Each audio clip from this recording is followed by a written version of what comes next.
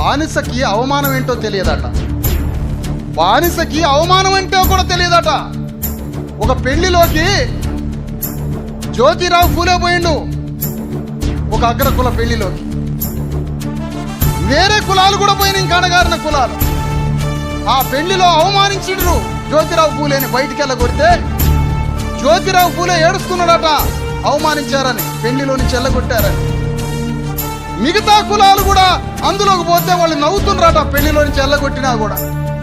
అప్పుడు జ్యోతిరావు ఫూలే నిర్ణయం తీసుకున్నాడట, నన్ను బయటికి వెళ్ళగొడితే నాకు దుఃఖం వస్తుంది, అవమానం అయినట్టుగా. కానీ నా ప్రజల్ని వెళ్ళగొడితే వాళ్ళు నవ్వుకుంటూ పోతారు ఏంటి పెళ్లిలో నుంచి? నేను అవమానం భరించినట్టుగా, నాకు దుఃఖం వచ్చినట్టుగా, నేను అవమానపడ్డట్టుగా వాళ్ళు కూడా అవమానపడ్డట్టుగా చేయాలంటే ఏం చేయాలని అప్పుడు ఆయన ఉద్యమాన్ని సృష్టించిండు. ఆయన ఉద్యమాన్ని సృష్టించబట్టే ఈ రోజు ఈ దేశంలో మన